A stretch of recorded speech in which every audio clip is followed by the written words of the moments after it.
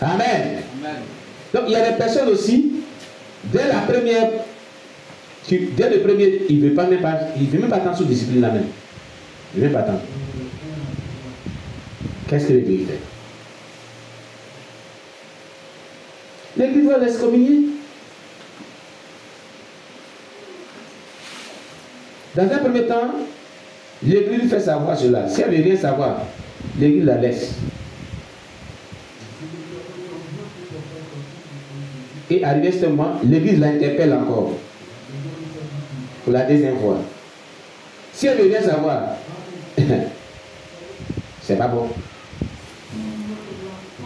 C'est qu'elle est méchante, elle n'a pas un cœur repentant. Elle ne cherche pas le ciel. C'est pas bon. Amen. Amen.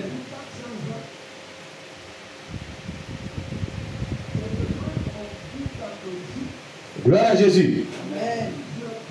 Ôtez le méchant du milieu de vous pour sanctifier l'Église, c'est ça veut dire. Pour des telles personnes qui ne veulent pas se repentir, qui n'acceptent pas la sous-discipline. Et il y en a qui acceptent mais qui ne se repentent pas aussi, qui continuent dedans. De telles personnes, on les fait savoir, s'ils ne veulent pas comprendre, l'Église est dans l'obligation de l'ôter au milieu de l'excommunier. Si vous avez entendu dans telle assemblée que Jésus a excommunié telle personne, c'est la personne n'a pas voulu se repentir. Sinon, l'Église n'excommunie pas les gens comme ça. Il y a des niveaux de blâme, il y a des niveaux d'avertissement, il y a des niveaux de discipline. Vous m'entendez? Voici ce qui s'est passé dans l'église de Corinthe. Voilà pourquoi une telle résolution était prise. Voilà pourquoi une telle résolution était prise, n'est pas rentrée en contact, n'est pas rentrée en relation passée. Le type de péché que la personne avait commis, c'était de coucher avec la femme de son père. Mais si dans l'église, il n'y a pas ce type de péché, vous ne devez pas vraiment mettre des distances comme ça avec la personne. Vous commettez une erreur. C'est comme il a dit, les gens prennent comme argument.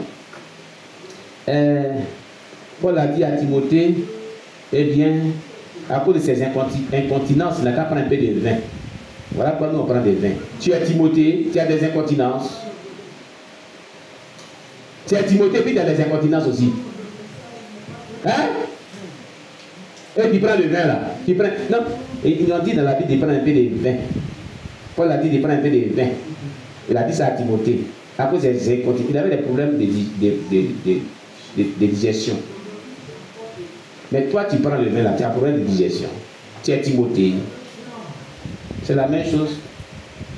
Donc, si une personne a commis un péché, et puis ce n'est pas le péché avec la femme de son père, que tu fais ça, tu commets. Toi-même, tu fais ça, tu commets un péché. C'est la même chose.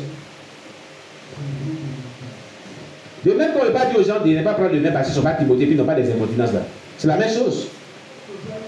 On dit, vous ne me comprenez pas avant. Quelqu'un ne me comprend pas avant. Je vais bien expliquer. Qui n'a pas compris? C'est qui ça de dire maintenant? Il a bien expliqué. Il a réexpliqué bien. Il a même. Hein? Alléluia! Maintenant, qui n'a pas compris? Qui a compris ce que j'ai dit? Ah, d'accord. Mais pourquoi vous êtes comme ça? Souris, Jésus t'aime. Ma sœur souris, Jésus t'aime. Alléluia. Jésus t'aime.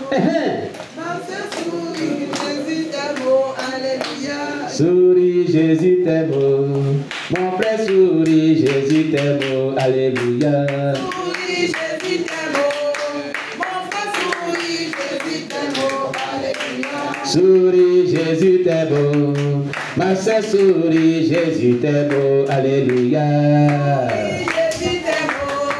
Ma sœur souris, Jésus t'aime. Alléluia. Souris, Jésus t'aime. Mon frère souris, Jésus t'aime. Alléluia.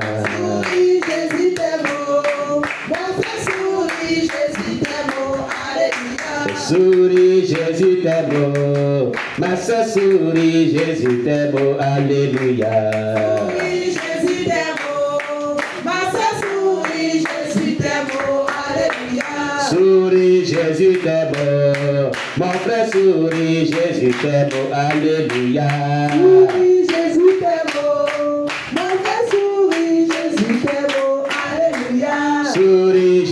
t'aime. Mon frère sourit, Jésus t'aime. Alléluia. Jésus t'aime. Mon frère sourit, Jésus t'aime. Alléluia. Souris, Jésus t'aime. Mon frère sourit, Jésus t'aime. Alléluia. Jésus t'aime. Mon frère sourit, Jésus t'aime. Alléluia. Souris, Jésus t'aime. Mon frère sourit, Jésus t'aime. Alléluia. Jésus t'aime. Mon frère sourit, Jésus t'aime. Alléluia. Souris, Jésus t'aime. Ma soeur sourit, Jésus t'aime. Alléluia. Jésus t'aime. Mon frère sourit, Jésus t'aime. Alléluia. Souris, Jésus t'aime.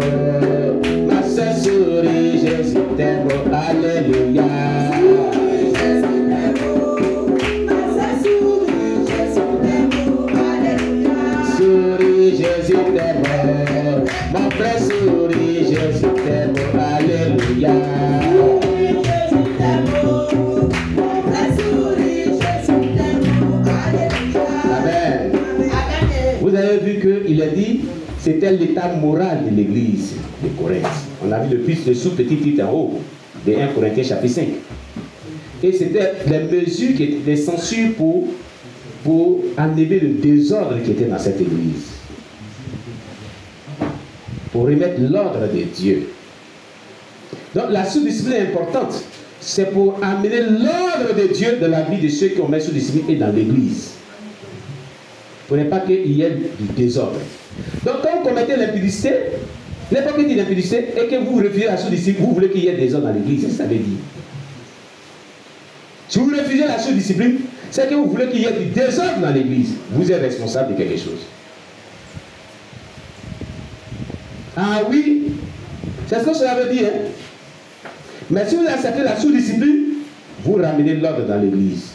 Comment ce désordre va venir? Comment l'ordre va venir? Je vous explique. Quand on vous prend, on vous présente aux gens et qu'on dit voilà tel péché, comme on l'appelle le dimanche passé. C'est dimanche passé que je suis passé. Dimanche je suis passé avec la sœur Rebecca et le frère, comment il s'appelle là? Hein? Mathurin. L'église a vu. L'église va comprendre que il ne faut pas vivre cette vie-là, sinon voilà une sanction disciplinaire, l'église reste dans l'ordre. Vous m'entendez? Mais si quelqu'un a commis sous de l'impudicité et l'église est au courant et l'église ne la met pas sous discipline, alors les hommes vont dire, ah, nous aussi on va faire pour nous. Voilà, ils ont fait pour eux et puis ils sont là. Voilà le problème. On ne les a pas mis sous discipline. On va faire pour nous. Ce n'est pas un désordre qui rentre. Ce n'est pas un désordre qui rentre. Donc, la personne qui a commis l'impudicité et l'église sont responsables de ces désordres. L'église n'a pas fait sanction disciplinaire. L'église est responsable de ces désordres. Allait être le pasteur lui-même. Et Dieu va frapper l'église. Et les démons vont rentrer dans l'église. C'est une porte ouverte. Les démons dans l'église. Donc je dis à tous ceux qui ont commis l'impudicité, qui ont caché, regardez, Jésus a dit dans sa parole, tout ce qu'ils ont fait dans le secret paraîtra à la lumière tôt ou tard. C'est écrit dans la Bible. Hein? Il n'y a rien de caché devant Dieu. Ce qu'on fait dans le secret, ça apparaît à la lumière.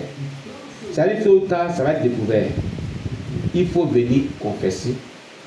Il faut accepter une sous-discipline pour que Dieu te lave. Il te purifie. Il te sanctifie. Amen.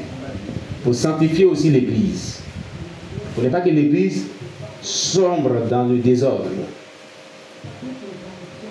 Tu comprends bien?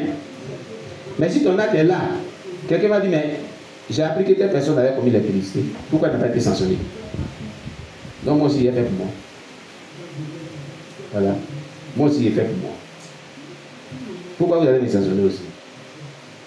C'est le désordre qui vient. C'est ça le désordre. Et c'est ce qui s'est passé dans cette église de Corinthe. C'est pour ça que Paul il a envoyé une lettre. Pour dire non, ôtez le méchant du milieu de vous, parce que c'est grave. Pour qu'il y ait l'ordre. Parce que les gens qui ne se répandent pas. Amen. Alléluia.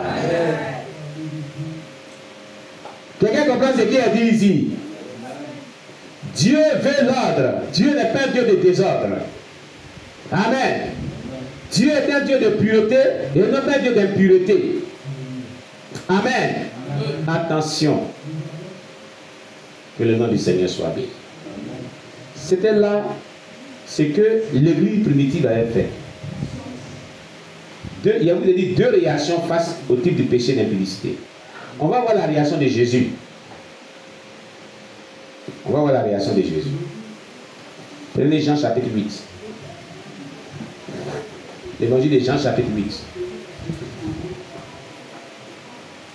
L'évangile de Jean chapitre 8. Amen. Gloire à Jésus. Amen. Que le nom de Dieu soit béni. Verset 1 au verset 11.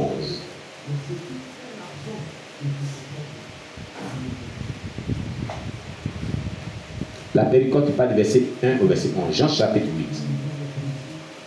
8. La Bible nous dit: Jésus se rendit à la montagne des Oliviers. Mais dès le matin, il alla de nouveau dans le temple et tout le peuple vint à lui. S'étant assis, il les enseignait. Alors les scribes et les pharisiens amenèrent une femme surprise en adultère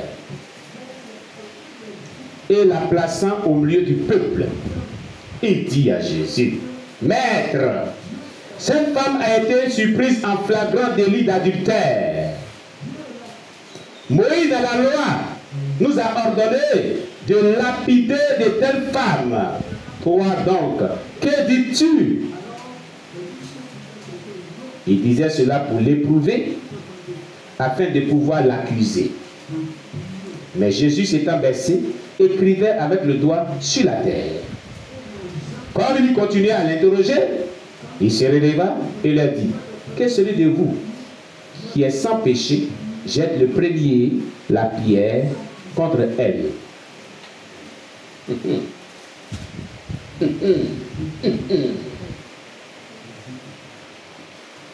Et s'étant de nouveau baissé, il écrivait sur la terre. Quand ils entendirent cela, accusés par leur conscience, ils se retirèrent un à un, depuis les plus âgés jusqu'au dernier. Et Jésus resta seul avec la femme qui était là, au milieu. Alors, s'étant relevé, et ne voyant plus que la femme, Jésus lui dit: Femme, où sont ceux qui t'accusaient? Personne ne t'a-t-il condamné? Vous avez dit condamné. Elle répondit: Non, Seigneur. Et Jésus lui dit: Je ne te condamne pas non plus. Va et ne pêche plus. Et ne pêche plus. C'est-à-dire qu'elle doit plus commettre de péché, non? Hein? Qui a dit ça? C'est qu'on peut vivre sans péché. Ne pêche plus. Va et ne pêche plus. Tu vois ce qu'il y a écrit? On peut vivre sans péché, non? Sinon que Dieu peut nous dire d'aller, de ne pas pécher. Il n'a pas dit va et puis ne commet pas le même péché. Il dit va, ne pêche plus.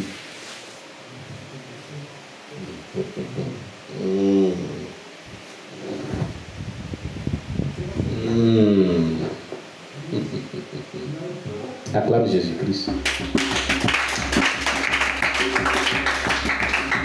Voici la réaction de Jésus en face du péché d'adultère aussi. Même péché d'adultère qu'on a vu dans 1 Corinthiens 5 là. Voici la doctrine de Jésus. La doctrine de Jésus. Comment il applique sa doctrine? Ceux qui voulaient sanctionner de mort, condamnation à mort. Hein? Il a dit: mes amis, écoutez-moi très bien. Vous voulez la condamner à mort parce que Moïse a dit ça? D'accord. Vérifiez votre vie vous-même. Si quelqu'un est sans péché, qu'il soit le premier à la condamner à mort.